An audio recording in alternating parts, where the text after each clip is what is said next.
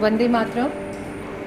आज इस मंच से मैं आप सभी को सादर नमन करती हूँ और आप सभी का बहुत बहुत हार्दिक अभिनंदन करती हूँ। भारत ऋषि मुनियों का देश है, हमारी संस्कृति ऋषि मुनियों वाली संस्कृति है। हम प्रकृति को साक्षात ईश्वर का रूप मानते हैं। हम अपनी धरती को माँ कहते हैं। क्यों कहते हैं? क्योंकि वो पालक है, पोषण करता है, जीवनदायिनी है। इसी से मनुष्य और सारी प्रकृति से सभी कुछ उपजता है और इसी में समाप्त हो जाता है। लेकिन कालक्रम में देखा गया है कि मनुष्य स्वार्थवश उसी प्रकृति का शोषण करना शुरू कर दिया है। प्राकृतिक आपदाएं, महामारी और जाने कितनी परेशानियां जो भी कुछ हमारे समाज में हमें आज दिखती हैं, वह सब इसी प्रकृति के शोषण का परिणाम है। विश्व गुरु कहलाने वाला भारत आज पुनः जागृत हो, ऐसी बहुत आवश्यकता है और विश्व के उत्थान में उसका सहयोग हो। इसी उद्देश्य को देखते हुए हिंदू आध्यात्म एवं सेवा संस्थान द्वारा इस पर गहन चिंतन किया गया।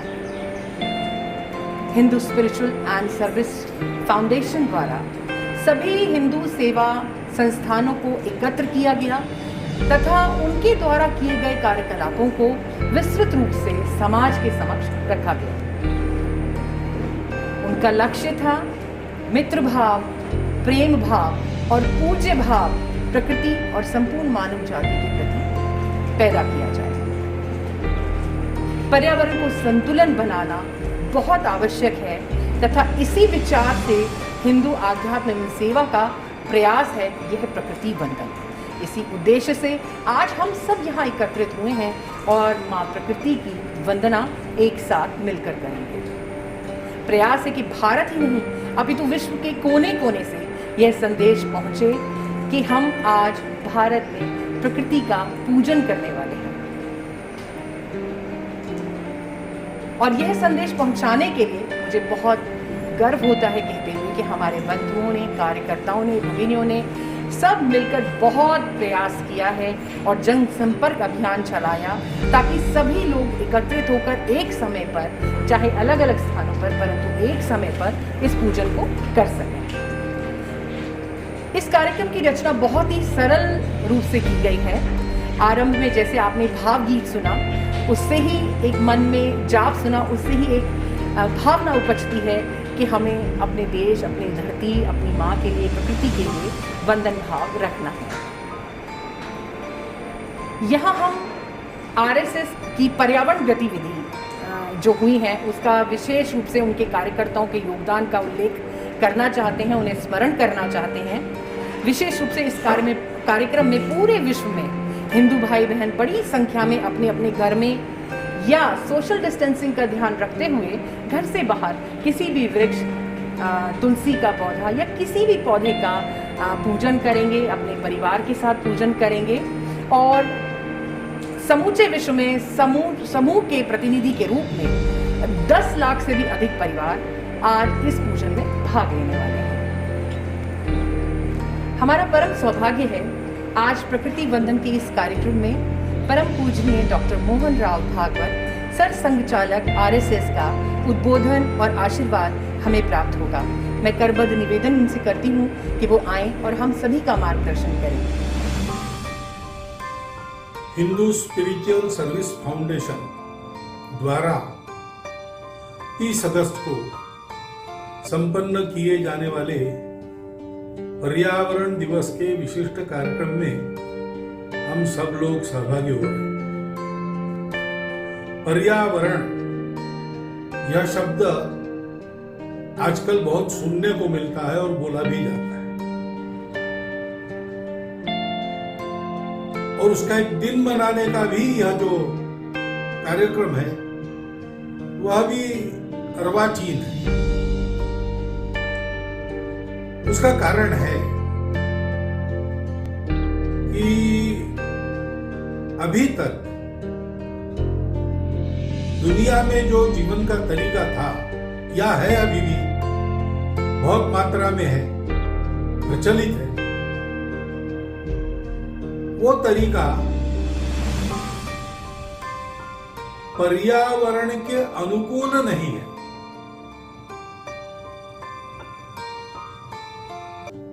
वो तरीका प्रकृति को जीतकर मनुष्य को जीना है, ऐसा मानता है। वो तरीका प्रकृति मनुष्य के उपभोग के लिए है। प्रकृति का कोई दायित्व मनुष्य पर नहीं है, मनुष्य का पूरा अधिकार प्रकृति पर है, ऐसा मानकर जीवन को चलाने वाला वो तरीका है। और ऐसा हम गत 200 साल से जी रहे हैं, 250 साल से जी रहे हैं। उसके दुष्परिणाम अब सामने आ रहे हैं, उसकी भयावहता अब लोगों को दिख रही है। ऐसे ही चला तो इस सृष्टि में जीने के लिए हम लोग नहीं रहेंगे, अथवा यह भी हो सकता है कि यह सृष्टि ही नहीं रहेगी। और इसलिए मनुष्य विचार करने लगा तो उसको लगा कि इस पर्यावरण का संरक्षण होना चाहिए और इसलिए पर्यावरण दिवस मनाना चाहिए। परंतु यह हो गई आजकल विशेषकर 2000 वर्ष पुराने समय से प्रचलित और विशेषकर पिछले 300 वर्षों में अधिक भटका हुआ ऐसा जो तरीका हमने अपनाया, उसकी बात हुई। लेकिन भारत का हमारा तरीका एकदम भिन्न है। अस्तित्व के सत्य को हमारे पूर्वजों ने उसकी पूर्णता में समझ लिया और तब से उन्होंने ये समझा कि हम भी पूरे प्रकृति के एक अंग हैं। शरीर में जैसे शरीर के सब अंग काम करते हैं तब शरीर चलता है, और जब तक शरीर चलता है तब तक ही शरीर का कोई अंग चल पाता है। शरीर में प्राण नहीं रहा तो हृदय बंद होता है, थोड़ी देर में दिमाग भी काम करना बंद कर देता है, सबसे आखिरी में अंतड़ियों के स्नायु बंद हो जाते हैं, लेकिन सभी अवयव काम करना छोड़ देते हैं, मर जाते हैं। शरीर अंगों के कार्य पर निर्भर है, अंग शरीर से मिलने वाली प्राणिक ऊर्जा पर निर्भर है। यह परस्पर संबंध सृष्टि का हमसे है, हम उसके अंग है। सृष्टि का पोषण हमारा कर्तव्य है। अपने प्राण धारणा के लिए हम सृष्टि से कुछ लेते हैं, शोषण नहीं करते, सृष्टि का दोहन करते हैं। यह जीने का तरीका हमारे पूर्वजों ने समझा, और केवल एक दिन के नाते नहीं, एक डे के नाते नहीं, तो पूरे जीवन में उसको रचा बचा लिया। हमारे यहाँ ये स्वाभाविक कहा जाता है कि भाई शाम को पेड़ों को मत छेड़ो, पेड़ सो जाते हैं। पेड़ों में भी जीव है, जीव सृष्टि का वो हिस्सा है। जैसे एनिमल किंगडम है वैसे प्लांट किंगडम है। ये आधुनिक विज्ञान का ज्ञान हमारे पास आने के हजारों वर्ष पहले से हमारे देश का सामान्य अनपढ़ आदमी भी जानता है पेड़ों को शाम को छेड़ना नहीं चाहिए। अपने जीवन के तरीके में क्या करना क्या रहना सारा अनुस्यूत है।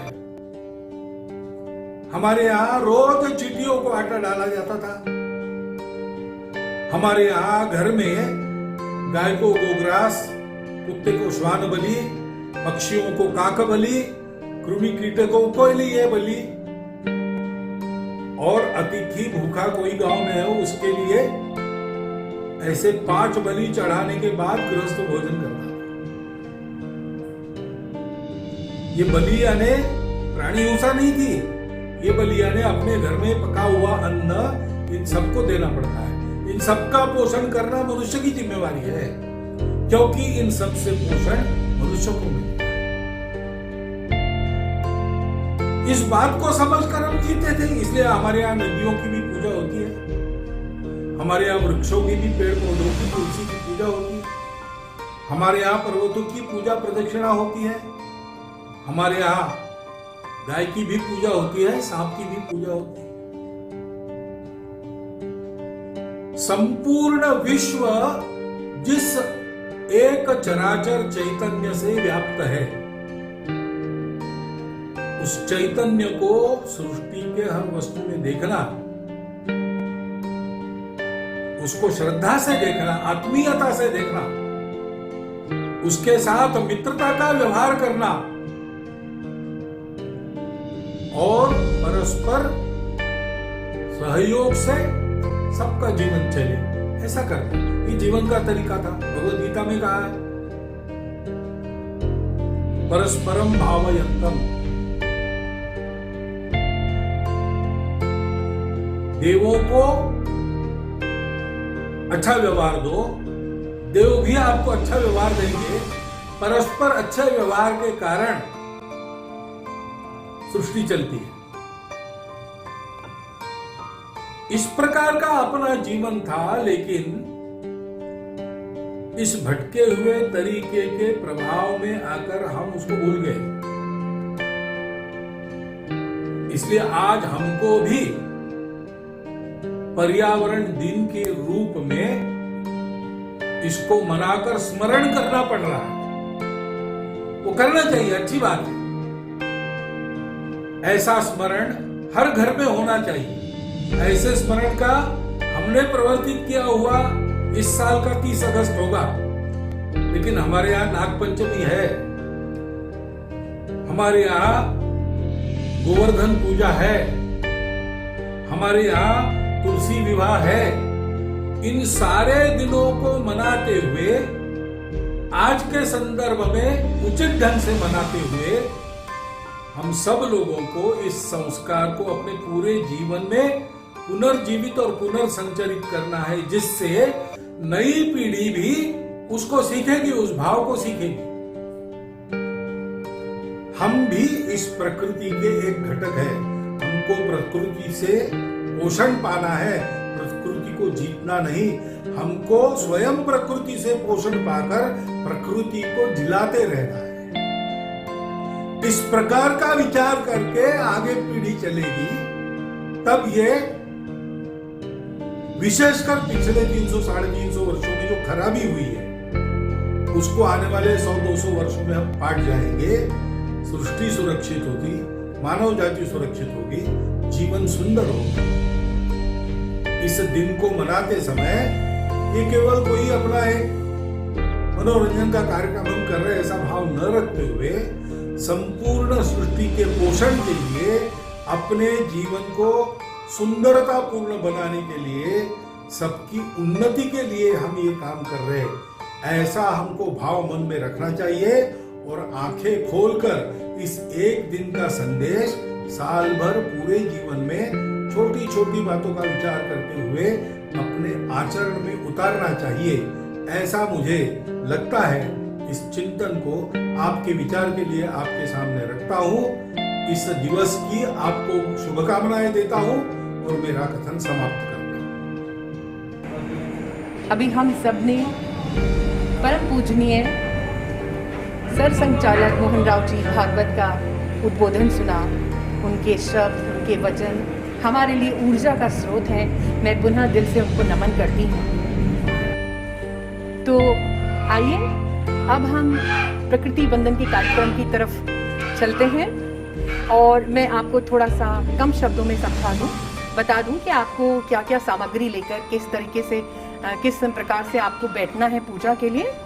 तो सर्वप्रथम हम परिवार के साथ एकत्रित होकर अपने घर पर किसी वृक्ष के साथ या तुलसी वृंद के साथ या फिर कहीं बाहर अगर आप कर रहे हैं तो ज़रूर मास्क पहनिए और उसके साथ आप बाहर जाइए और अपने परिवार के साथ आप पूजन सामग्री लेकर जाइए, जिसमें कि पूजा की थाली होगी, एक जल का लोटा, रोली, अक्षर, हल्दी, कलावा और दीपक। इन सब चीज़ों को आप एकत्रित करके लेके जाएं और वहाँ पर किस क्रम में वंदन करना है ये भी मैं आपको पुनः बताऊंगी, परंतु पहले आप इन सब सामग्री के साथ जो कि हम बता रहे हैं आप पूजा स्थल पर पहुंचिए।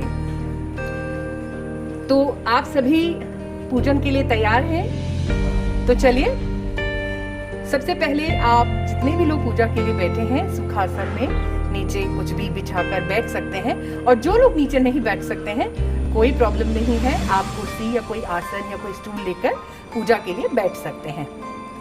आपको 3 बार वृक्ष के सामने उसका ध्यान करते हुए, माँ प्रकृति का ध्यान करते हुए ओम का उच्चारण करना है।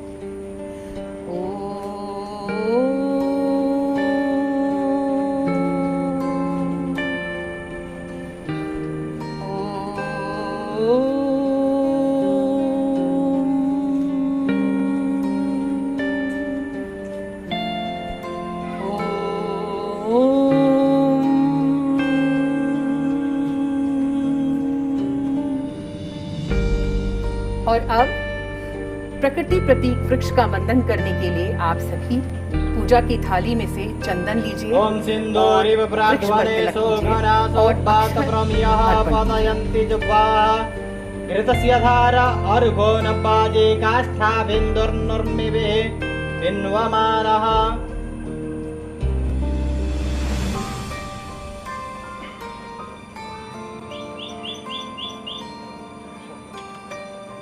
ओम अक्षन्नामी मदन्तह्य प्रियादोघद अस्तोखद शोभा नवो प्राणविष्टयाम तेजो जान्मिन्द्रते हरे।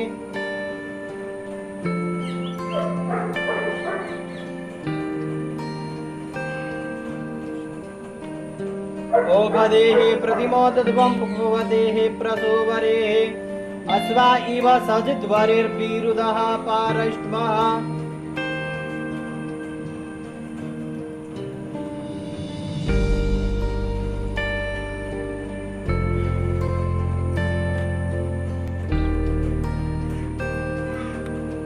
ओमेन बद्धो बलि राजा दानवेन्द्रो महाबला तेन त्वां प्रतिबध्नामि रक्षे माचल माचल।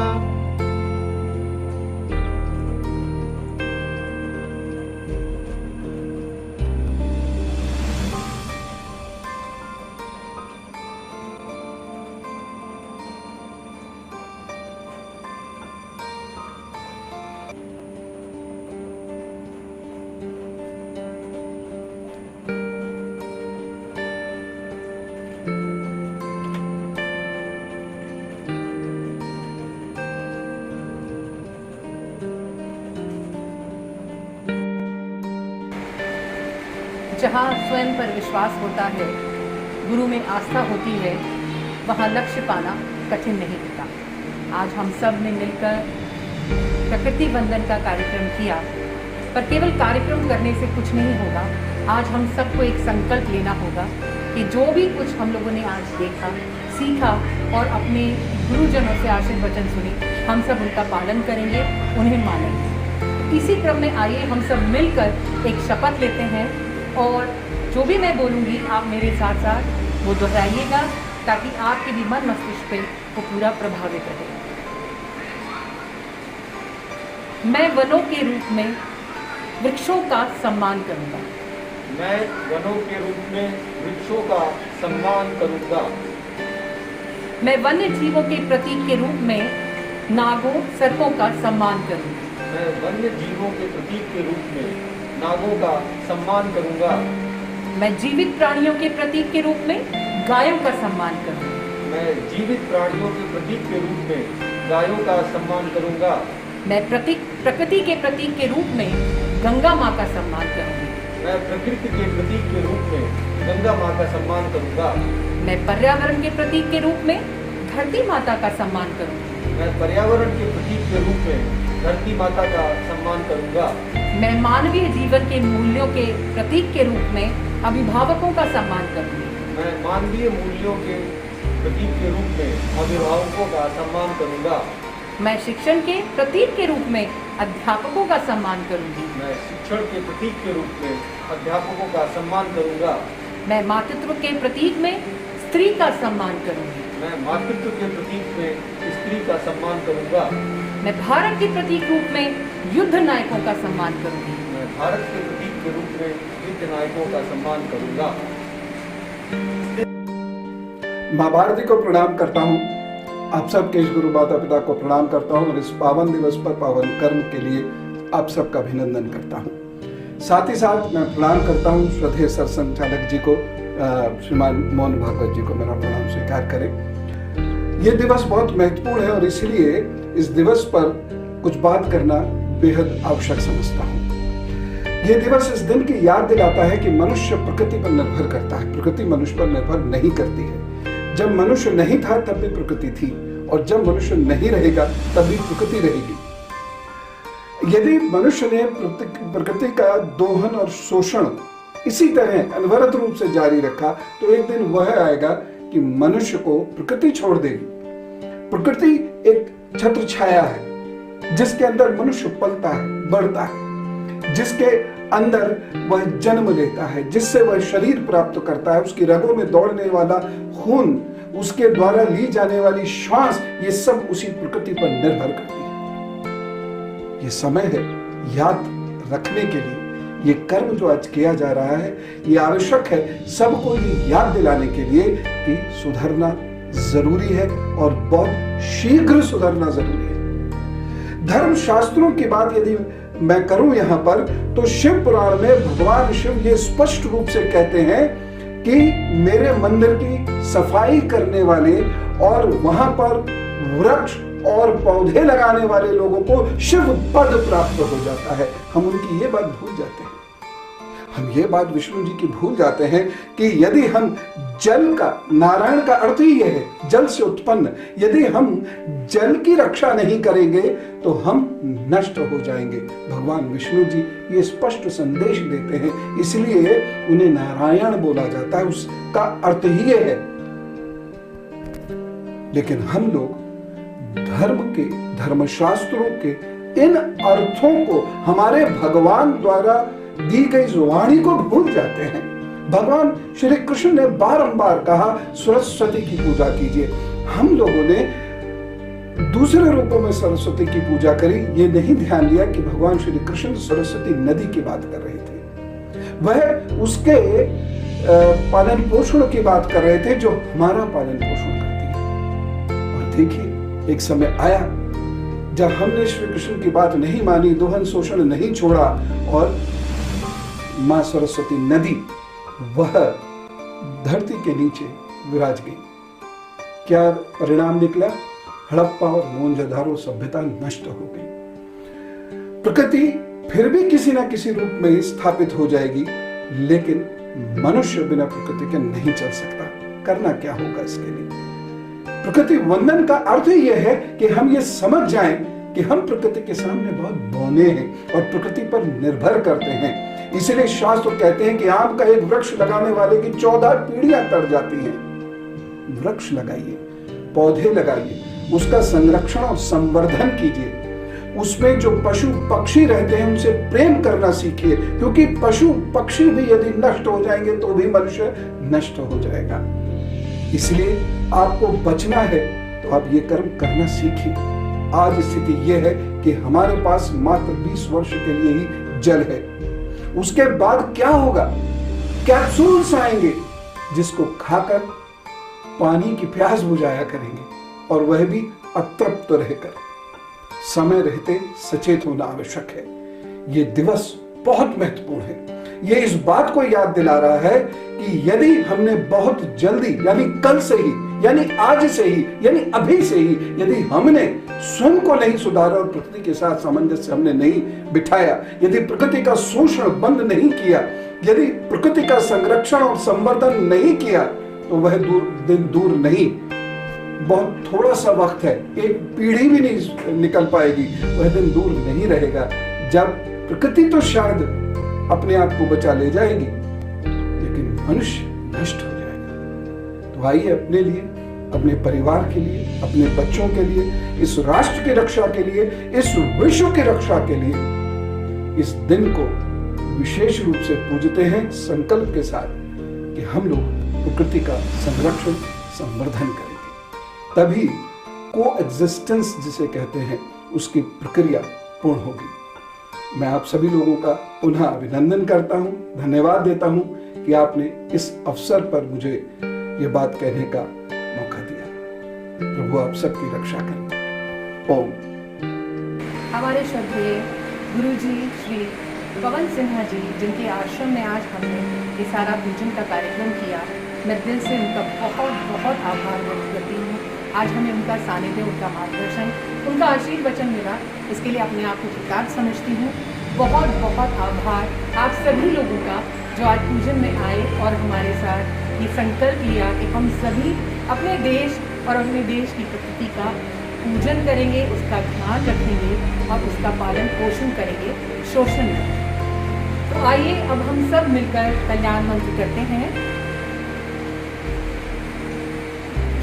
सर्वे भवन्तु सुखिनः, सर्वे भवन्तु सुखिनः, सर्वे सन्तु निरामयाः, सर्वे सन्तु निरामयाः, सर्वे भद्राणि पश्यन्तु, सर्वे भद्राणि पश्यन्तु, मा कश्चित् दुःखभाग् भवेत्, मा कश्चित् दुःखभाग् भवेत्। ॐ शान्ति शान्ति शान्तिः।